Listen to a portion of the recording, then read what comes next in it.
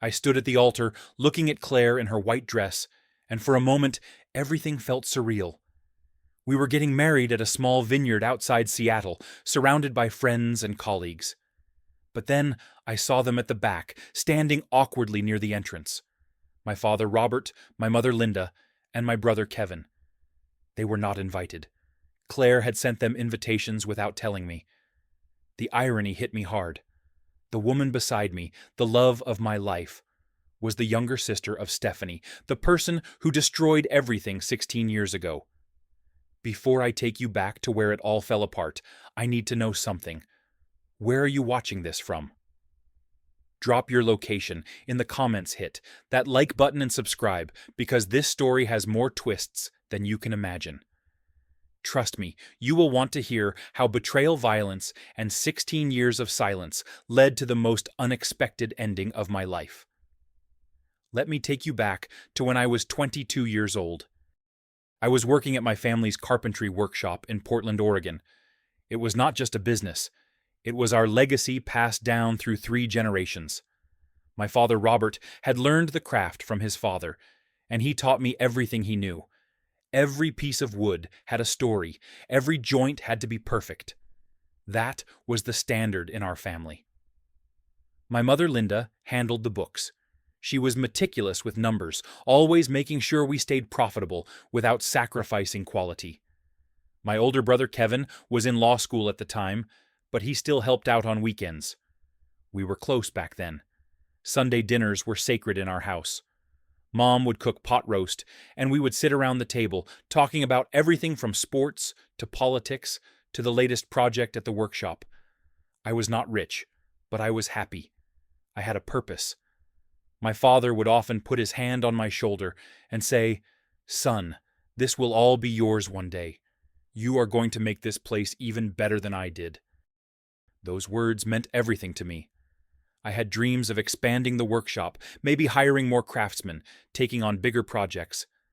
The future looked bright. Then there was Stephanie. I met her 2 years before everything fell apart. It was at a coffee shop downtown.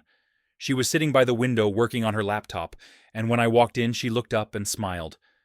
That smile changed my life. We started talking, and I found out she worked in marketing for a tech startup. She was energetic, beautiful, and she seemed genuinely interested in what I did. We started dating, and it felt perfect. She would come to the workshop after work, watching me sand down table legs or assemble chair frames. My family loved her. My mother would invite her to Sunday dinners, and Stephanie fit right in. She would help Mom in the kitchen, laugh at my father's old jokes, and talk to Kevin about his law classes. Even my father, who was usually reserved with outsiders, warmed up to her quickly. I was planning to propose. I had saved up for 3 months to buy a ring. Nothing fancy, but it was real, and it was from the heart. I had the whole thing planned out. I was going to take her to Cannon Beach, the place where we had our first real date. We had walked along the shore, watched the sunset over Haystack Rock, and I knew even then that I wanted to spend my life with her. But about 2 months before everything collapsed, things started to change. Stephanie began asking questions about the workshop's finances. At first, it seemed innocent. She would ask how much we made on certain projects, what our overhead costs were, how much we had in savings. I did not think much of it. I thought she was just curious, maybe trying to understand my world better. Then she asked to borrow money, $5,000. She said it was for an investment opportunity, something with her company. I gave it to her without hesitation. We were going to get married anyway, right? What was mine would be hers. But after that, she became distant. She would cancel dates last minute. When we did see each other, she seemed distracted, always checking her phone. I started noticing her taking phone calls outside, walking away when her phone rang. One evening, I stopped by her apartment unannounced. I heard her talking to someone, her voice low and urgent. "Do not worry, I will get more soon. He trusts me completely." When I walked in, she quickly hung up. I asked her about it, and she said it was just work stress, a difficult client. I wanted to believe her. A few days later, I checked our joint bank account. We had opened it together, planning for our future. $15,000 was missing. When I confronted her, Stephanie said she needed it for an emergency, something she could not talk about yet. She promised she would explain everything soon and pay it all back. I felt uneasy, but I convinced myself that if we were going to be married, I had to trust her. The breaking point came on a Saturday morning. I went to the workshop early because I wanted to get a head start on a custom dining table we were building for a client. When I unlocked the door and stepped inside, something felt wrong. The office door was open. It was never left open. I walked in and saw the safe. The door was hanging loose, the lock destroyed. My heart stopped. I opened it fully and looked inside. Empty. $35,000 was gone. That money was everything to us. We had been saving for months to buy new equipment, a CNC machine that would let us take on more complex projects. I called the police immediately, then called my father. Robert arrived within 20 minutes, my mother right behind him. The look on my father's face was something I had never seen before. It was not just anger, it was devastation. That money represented years of hard work, years of planning. The police came and started their investigation. There were no signs of forced entry from outside. The door had been locked when I arrived. Only 3 people had keys to the workshop: my father, my mother, and me. The detective, a middle-aged man with tired eyes, asked me routine questions. Where was I last night? Did I know anyone who might have access? Did I have any financial troubles? I answered everything honestly. I had been home alone the night before. No, I did not know anyone who would do this. No, I did not have money problems. But I could see the doubt in his eyes when I mentioned the joint account with Stephanie, when I admitted I had given her money recently. That afternoon, everything exploded. Stephanie showed up at my parents' house. I was there with my father, mother, and Kevin, all of us trying to process what had happened. When Stephanie walked in, she was crying. Her hands were shaking. She looked terrified. What happened next destroyed my life. Stephanie, tears streaming down her face, told my family that I had been pressuring her for money for months. She said I had a gambling problem, that I had been betting on sports online and losing badly. She said I owed dangerous people money. Then she showed them her wrist. There was a dark bruise, purple and ugly against her pale skin. "He did this," she sobbed. "Last night, when I told him I could not give him any more money, he grabbed me. He hurt me. And then he told me he took the money from the safe. He said he had to pay his debts or they would kill him." I felt like the ground disappeared beneath me. "That is not true," I said, my voice breaking. "I never touched you. I never gambled. This is insane." But Stephanie kept crying, kept talking. She said she loved me, that she wanted to help me, but she was scared. She was scared of what I might do.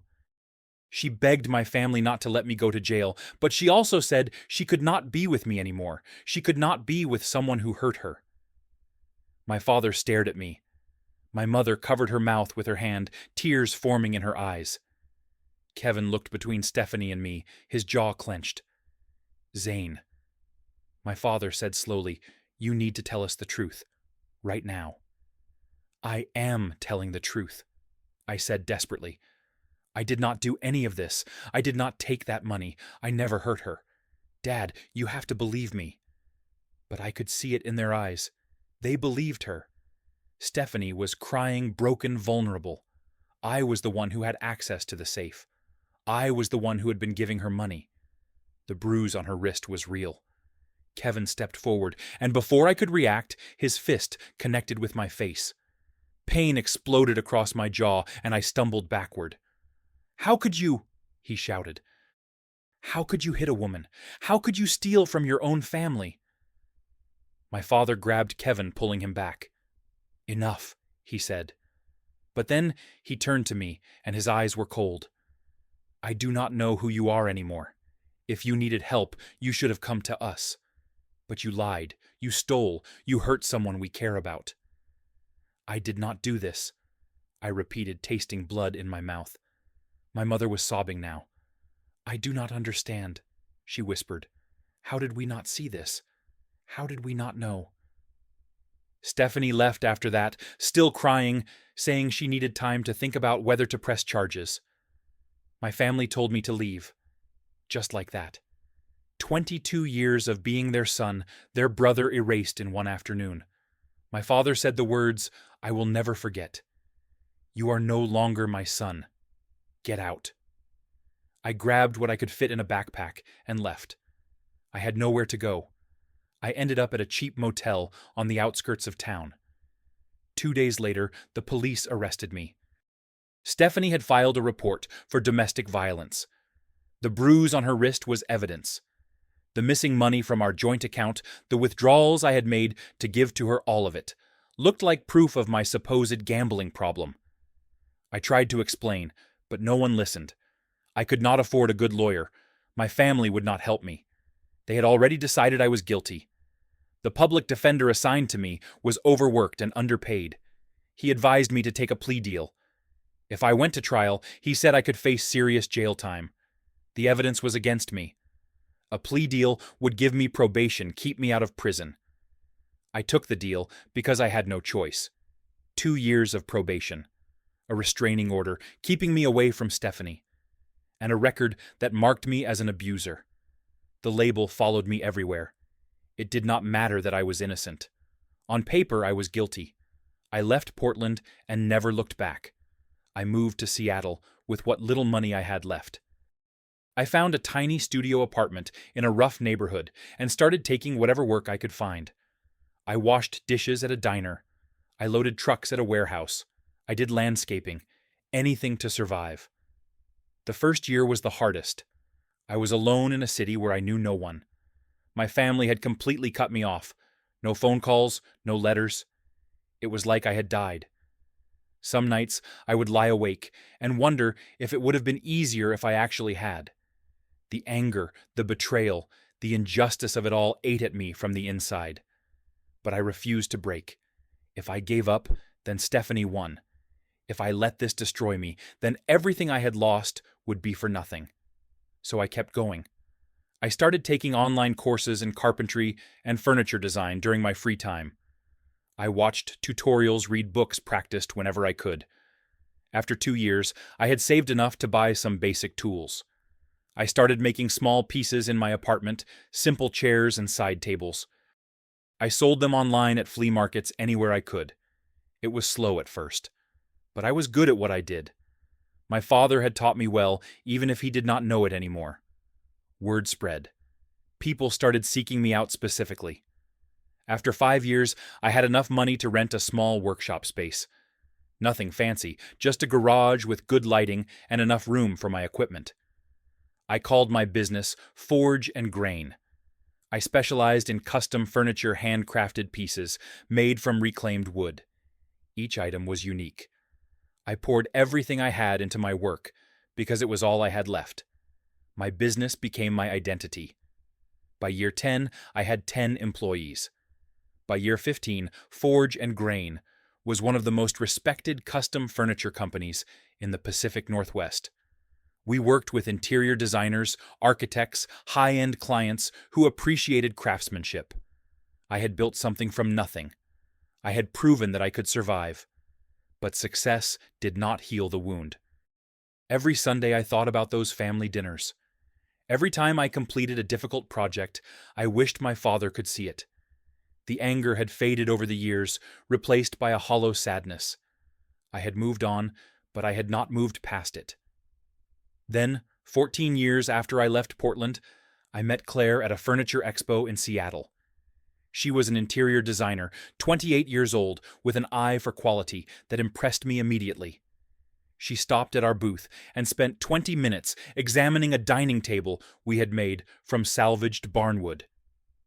"This is beautiful work," she said. "The joinery is perfect. You do not see this kind of attention to detail anymore." We started talking about design philosophy, about the importance of sustainable materials, about how furniture should last generations. She placed an order for a client that same day.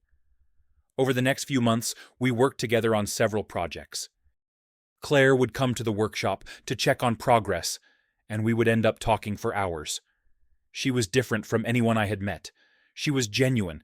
She cared about her work, but also about people. She did not put on an act. When she laughed, it was real. When she asked about my day, she actually listened to the answer. We started dating casually at first. Coffee after work, dinner on weekends, long walks through Pike Place Market. I found myself opening up to her in ways I had not with anyone in years. I told her about my family, about what happened in Portland. I expected judgment, or at least doubt.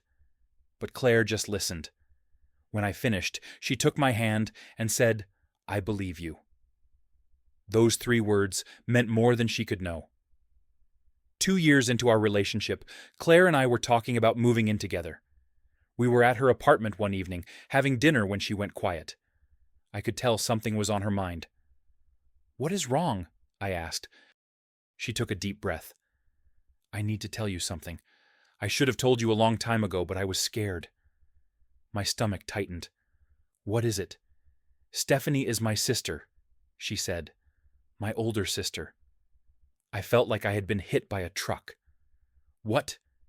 Claire started talking quickly, the words tumbling out. "I recognized you the day we met at the expo. I knew who you were.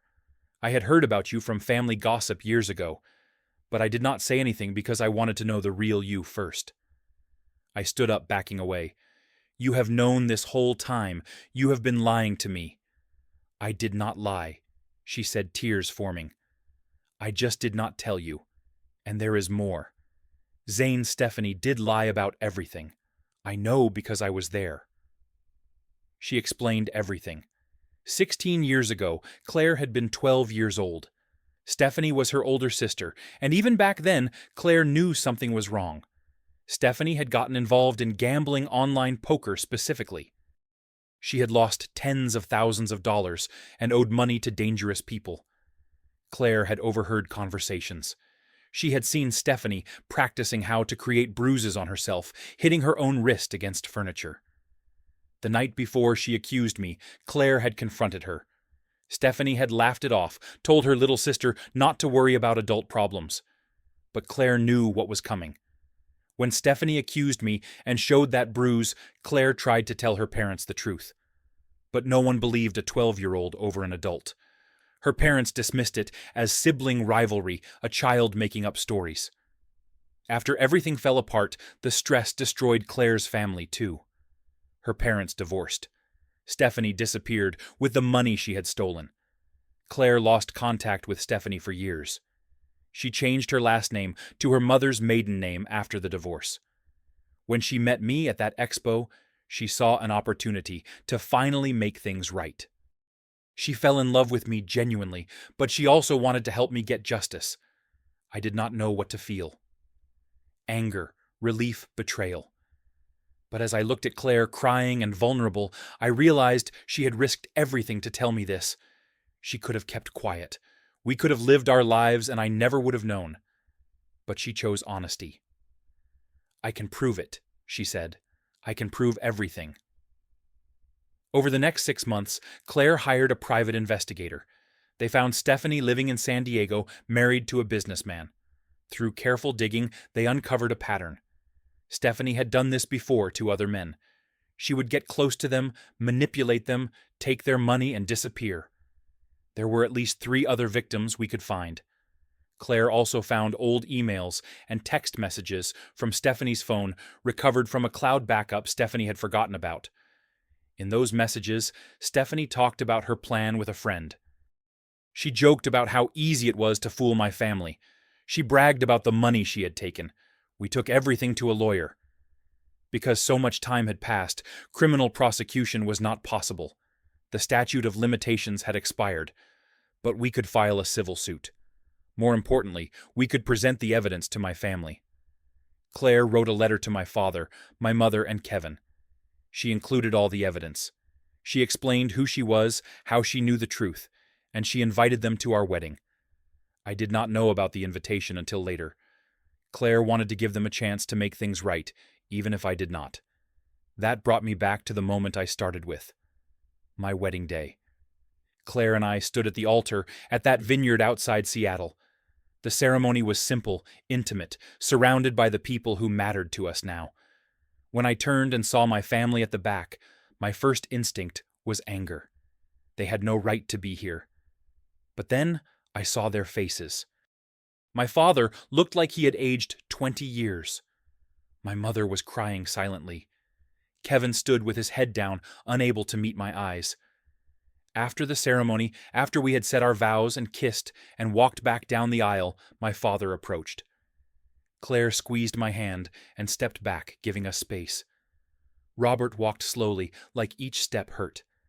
When he reached me, he stopped. "Son," he said, his voice breaking, "I am so sorry. We were wrong.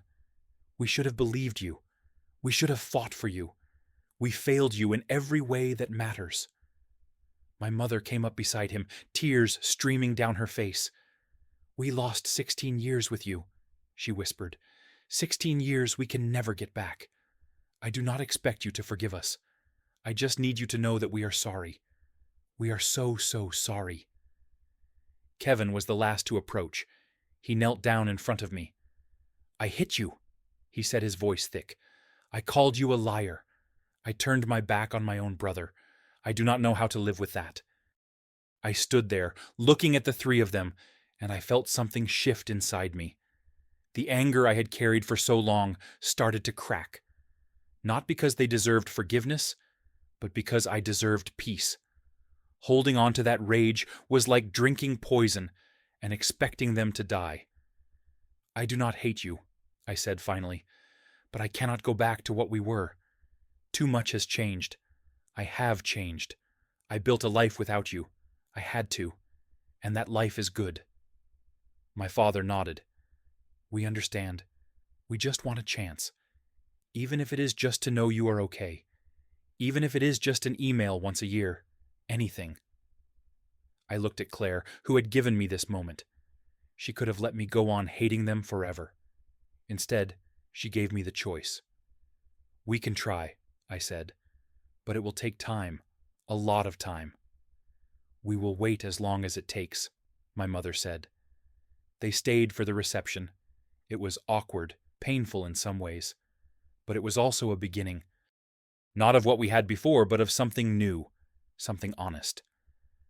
Later that night, Claire and I stood on the balcony of our hotel room, looking out over the city. "Do you regret it?" I asked her. "Inviting them." "Do you?"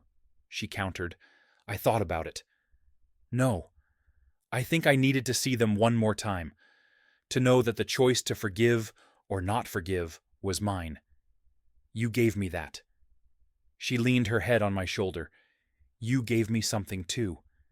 You showed me that people can survive the worst betrayals and still build something beautiful." I thought about the journey that brought me here, the pain, the isolation, the slow climb back to something resembling a normal life. I thought about Stephanie, who I had not seen in 16 years and probably never would again. She was living her life somewhere, maybe still hurting people, maybe not. It did not matter anymore. She could not touch me. What mattered was that I had survived. Not just survived, but thrived. I had built a business I was proud of. I had found love with someone who saw me, really saw me, and chose me anyway. I had learned that family is not just blood. It is the people who stand beside you when everything falls apart. My father was right about one thing all those years ago. I did make something better than he had. Not the workshop in Portland, but my life. I made it on my own terms, without compromises, without shortcuts.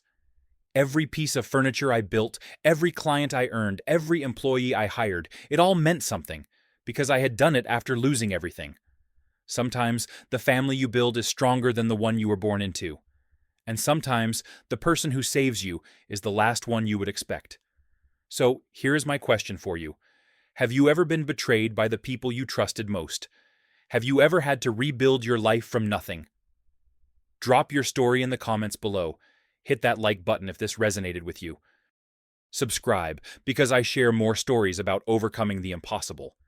And share this video with someone who needs to hear that survival is possible, that justice sometimes comes when you least expect it. Thank you for listening to my story. I hope it reminded you that no matter how dark things get, you have the strength to build something better. Stay strong, and I will see you in the next one.